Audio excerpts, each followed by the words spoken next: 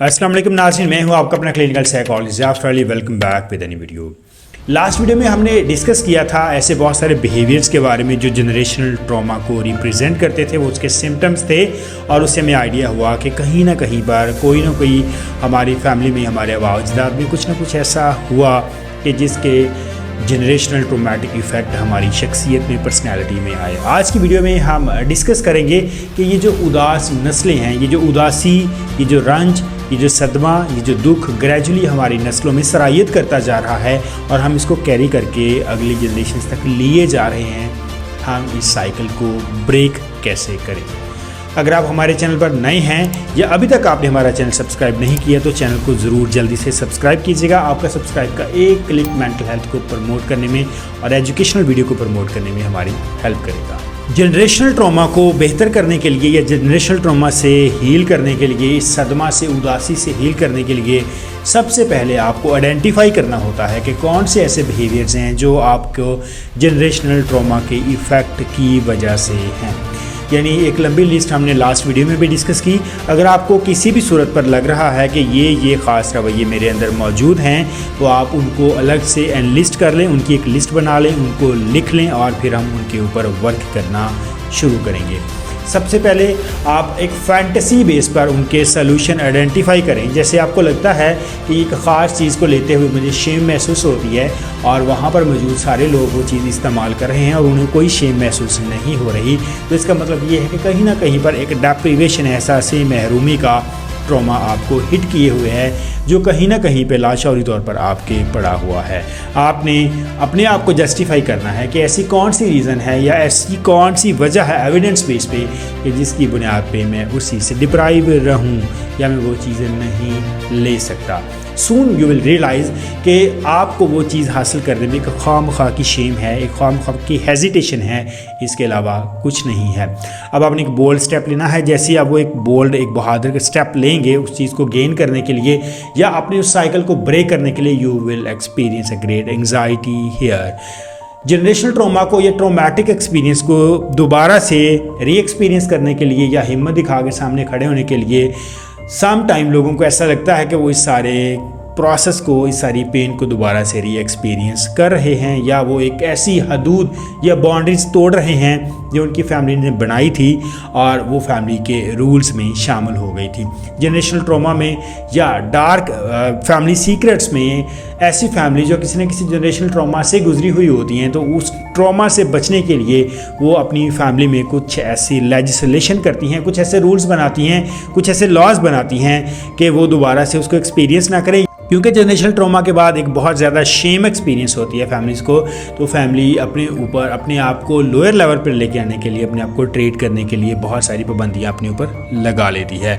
अब Shem generational trauma के साथ जो एसोसिएट होती है वो ये होती है, जैसे अगर किसी भी फैमिली के साथ कोई एक सानहा हादसा हो गया है तो उसको लगता है कि वो जिस लेवल पर पहले थे अब उस लेवल पर नहीं रहे। फ़र्ज़ करें अगर किसी फैमिली मेम्बर के साथ या किसी इंडिविजुअल के साथ कोई रेप हो जाता है या कोई सेक्सुअल अब्यूज़ हो जाता है या इस तरह का कोई इंसिडेंट हो जाता है जो फैमिली में एक बहुत ज़्यादा ट्रॉमेटिक सिचुएशन डेवलप कर देता है सोशल लेवल पर भी, तो फैमिली को लगता है कि शायद हमारी वो जो एक रिस्पेक्ट, इज़्ज़त, जो कि सोशल फीलिंग, इमोशन है वो उस लेवल पर नहीं रहा और वो उससे लोअर लेवल पर आ गया है।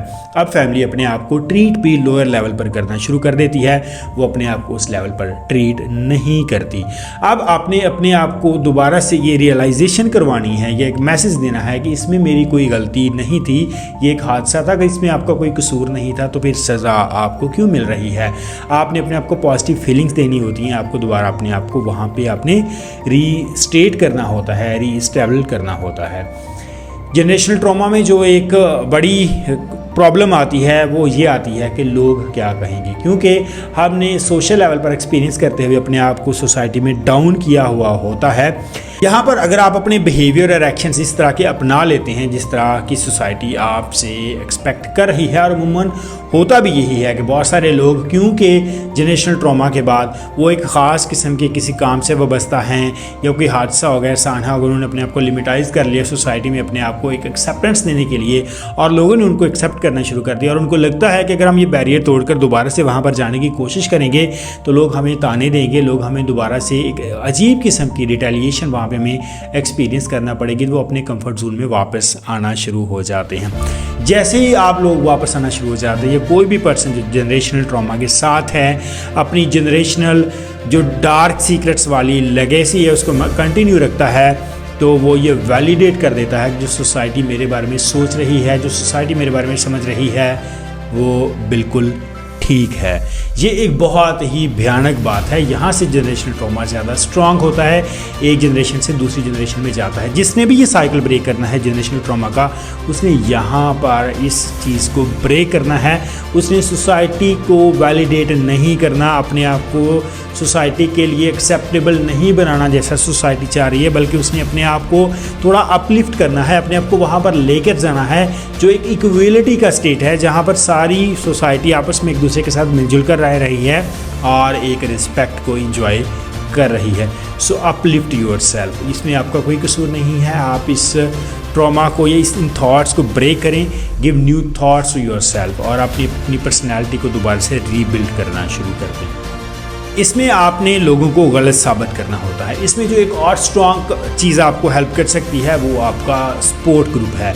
आप ऐसा करें, सोसाइटी में मिलजुल कर इर्द गिर्द अपने तरह के और लोगों को देखें जो किसी ना किसी तरह के इमोशनल ट्रॉमा में से गुजर रहे हों।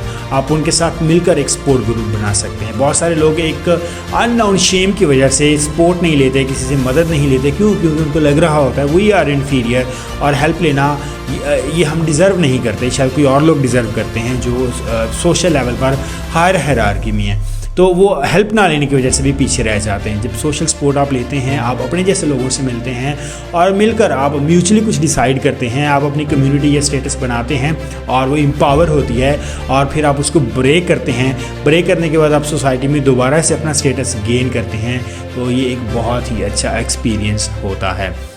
एक साइकोलॉजिकल टेक्निक क्लास में मैं ज़रूर आपसे डिस्कस करना चाहूँगा कि अगर आपको लगता है कि आप किसी भी एंड पे जनरेशनल ट्रॉमा को या ऐसा इंसिडेंट जो आपके साथ ज़िंदगी में हो गया आप उसको भूल नहीं पा रहे, तो उसके लिए EMDR एक बहुत अच्छी साइकोलॉजिकल टेक्निक है। करना आपने ये है, आपने पुरसकून होना है, डीप ब्रीथ करना है, रिलैक्स करना है और किसी भी कंफर्टेबल जगह पर आपने लेट जाना है। आपने अपनी आंखें बंद कर लेनी है। आंखें बंद करके जस्ट इमेजिन कि आप किसी भी एक कार में बैठे हुए हैं, कार में बैठकर आप सफ़र कर रहे हैं, गाड़ी में बैठकर आप सफ़र कर रहे हैं और आप ड्राइवर के साथ वाली सीट पर बैठे हैं। आप जो आपके सामने विंड स्क्रीन है उसमें आप एक्सपीरियंस करिए मेन स्क्रीन के ऊपर कि वो जो जितना कुछ आपके साथ हुआ वो उस स्क्रीन में दोबारा से नज़र आना शुरू हो गया है। Gradually darker and getting darker मतलब गहरे ब्राइट कलर्स में आना शुरू हो गया है। जैसे वो गहरे कलर में आ जाता है तो आप फ़ौरन से वाइपर को ऑन कर देते हैं और ग्रेजुअली वाइपर जैसे मूव करते जाते हैं तो उसको फेड करते जाते हैं, उसको मिटाते जाते हैं। जैसे जैसे वो वाइपर स्क्रीन से उस एक इंसिडेंट को रिमूव करते जाते हैं, मिटाते जाते हैं, give a deep breath yourself and give a relaxation feeling to yourself कि आप भी आहिस्ता आहिस्ता करके अपनी शख्सियत में से उसको बाहर निकालते जाते हैं। Do this exercise for multiple time, और जब आप मल्टीपल टाइम करेंगे तो ये आपको एक सूदिंग इफ़ेक्ट और फीलिंग देना शुरू कर देगी। अगर आपको लगता है कि इन सारी एफ़र्ट के बावजूद भी आप अपने आप को उस सिचुएशन में से बाहर नहीं निकाल पाए तो आप ज़रूर किसी अच्छे क्लिनिकल साइकोलॉजिस्ट से रब्ता करें ताकि वो आपका ये जनरेशनल ट्रॉमा ब्रेक करके आपको हेल्दी हैप्पी लाइफ इंजॉय करने में हेल्प कर सके। अपना बहुत सारा ख्याल रखिएगा। अगेन रिक्वेस्ट है चैनल को ज़रूर सब्सक्राइब कर दीजिएगा और इस तरह की वीडियोस को, एजुकेशनल वीडियोस को, साइकोलॉजी की वीडियो को प्रमोट करने के लिए शेयर भी ज़रूर करते रहिएगा। अपना बहुत सारा ख्याल रखिएगा। अल्लाह हाफिज़।